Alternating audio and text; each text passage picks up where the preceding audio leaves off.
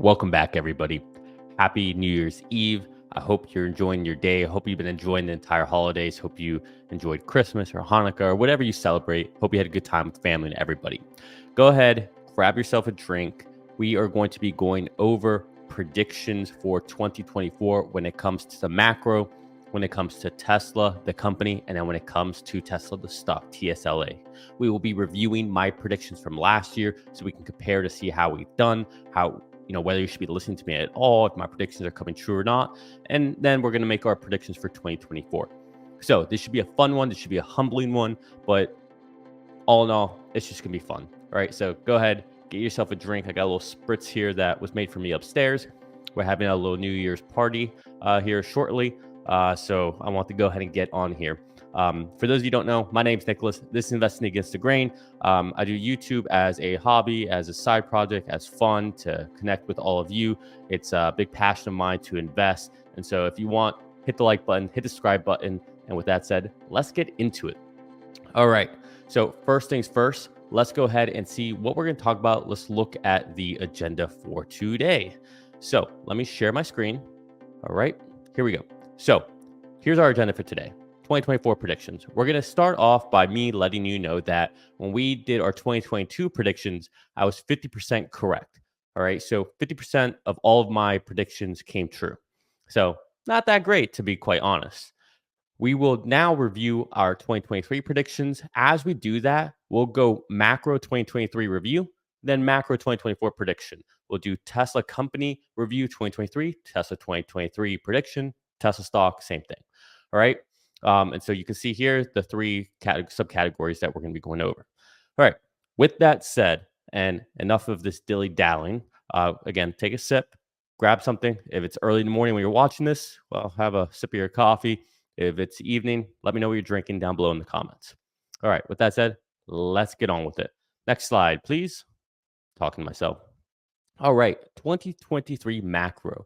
I believe I hit a 80% accuracy with my predictions. So, what were my predictions?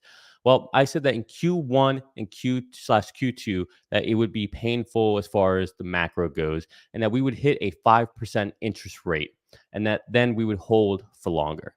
That came out dead on accurate. Keep in mind, nobody was really saying 5%. Nobody was saying this higher for longer. That didn't exist back in December of 2022. All right. None of that was a thing. So I think we hit this pretty good. At the time, also Tesla stock was about 100 and I don't know, $110, $115 maybe. So I think this was pretty accurate. All right. Next, Q3, Q4 will be bullish, and that we would have a rate cut.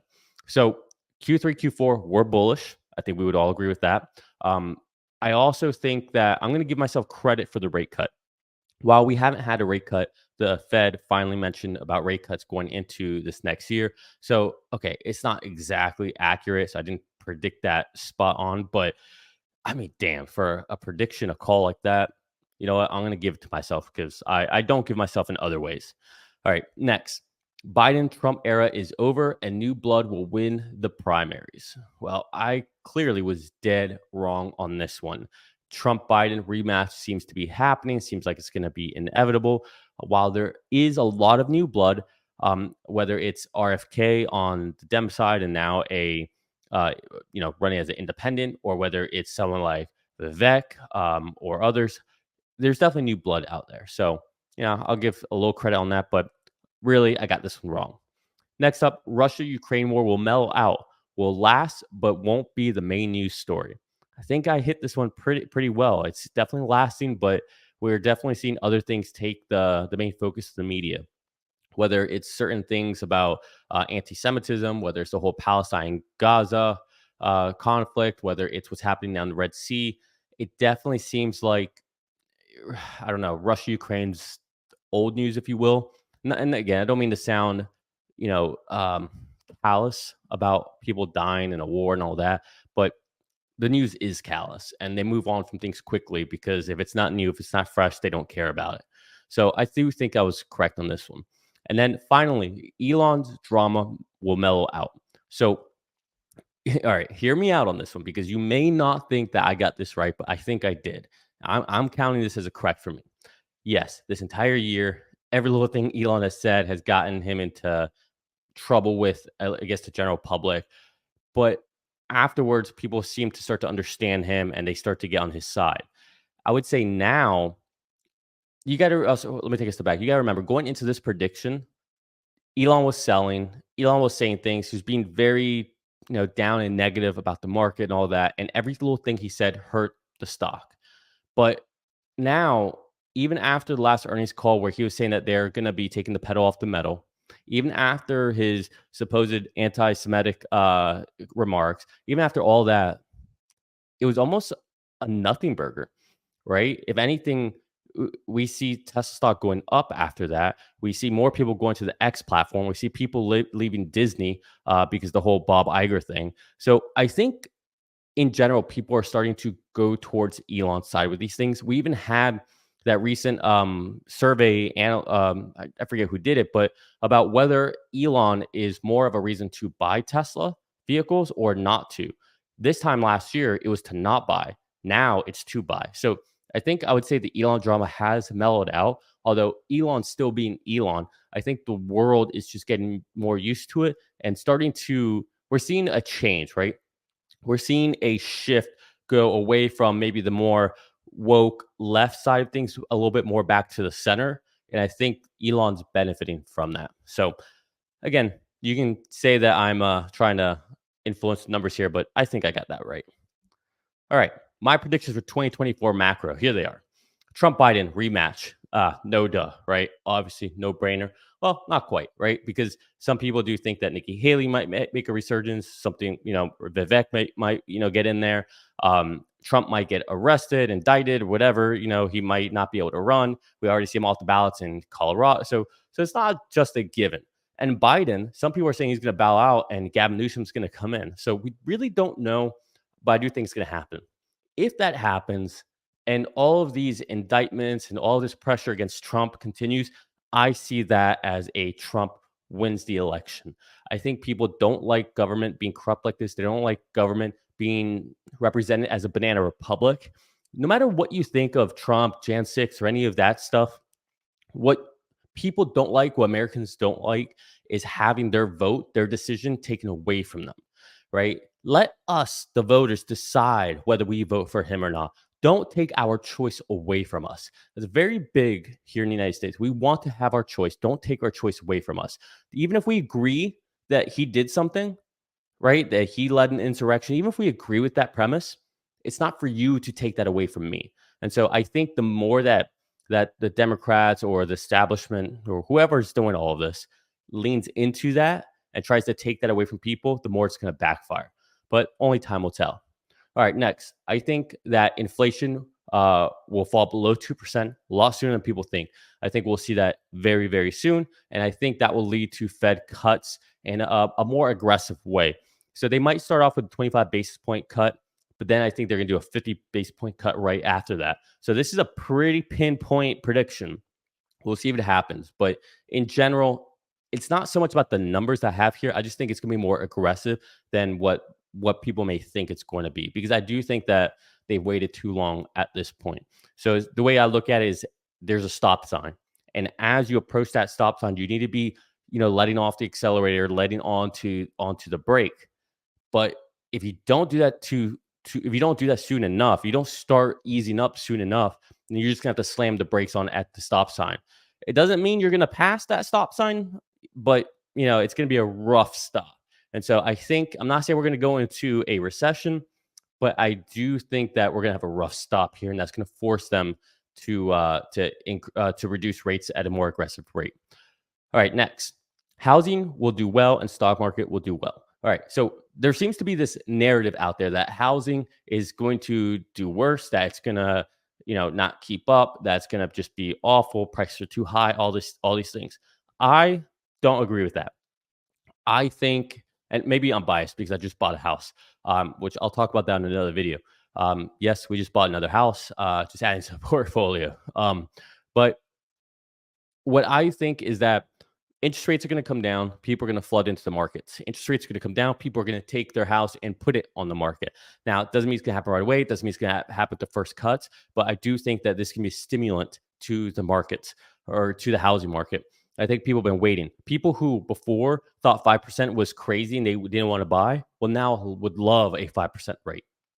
All right, so I think there's going to be this effect. Stock market as well.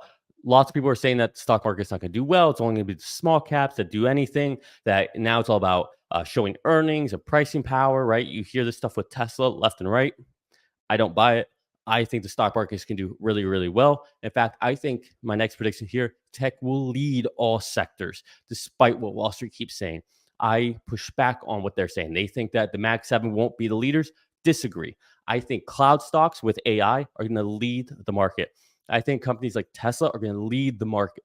All right. Mark my words. That's going to happen. Next, Elon no longer moves markets with his X post. This is just kind of a continuation of my prediction last year. I think we're going to see even more of a moderation of the effects with when Elon posts. And that is a ballsy call for 2024, given that we're going into a presidential election. Again, mark my words, Elon's tweets will not hurt the stock moving forward. I'm going to put one in here as well because I didn't really put this into any of the three categories. Mary Barra, this will be the year where GM gives her the kibosh. This is where she gets ousted for not doing a good job. Put that on the record. All right, let's move on. All right, Tesla 2023 predictions. I claim that I hit a 62.5% accuracy. So what were they? Let's see. Tesla dominance will increase around the world. They will drop prices and margin to take market share and dominate. I think this is spot on, nailed it. I don't think anyone could question that this prediction came true. Not only that, but we have seen GM, Ford, Volkswagen. Everybody has pulled back. They're running away, tail between their legs. They're changing plans, extending deadlines, cutting costs on anything to EVs. They're not sure what they're going to do to survive. This is a problem. Number two here is BYD will be the clear Android to the EV market. I think we're there. I think you couldn't disagree with this. I mean, if anything, BYD might be selling more electric vehicles than Tesla after this quarter, right? So I think this definitely came true. It didn't seem so certain. I mean, I would say this wasn't that difficult of a prediction, but my main point was that this prediction that it would be clear this year. We wouldn't have, Neo or XPeng or any of these other companies jump up. It wouldn't be Volkswagen, right?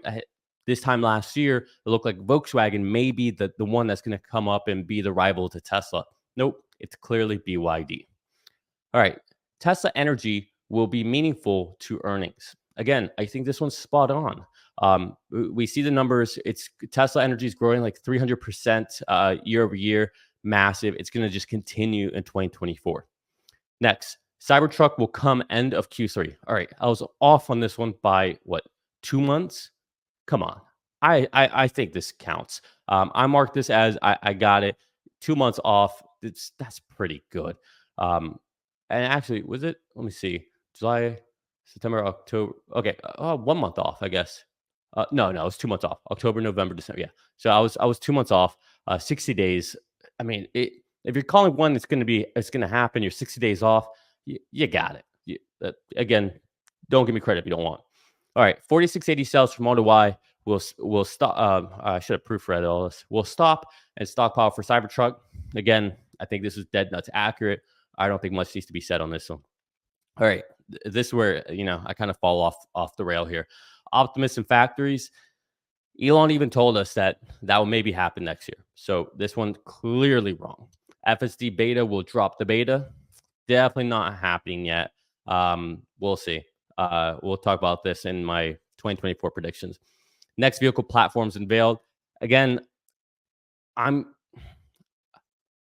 think I kind of got this one because at the investor day, they definitely walked us through the whole unboxing methods where we learned about that. That's where we learned it's going to be a platform, not just a singular vehicle. So in a way, but I gave myself on some of the other ones, so I won't count this one. So I'll say I got that one wrong as well. And so that leads to 62.5% accuracy.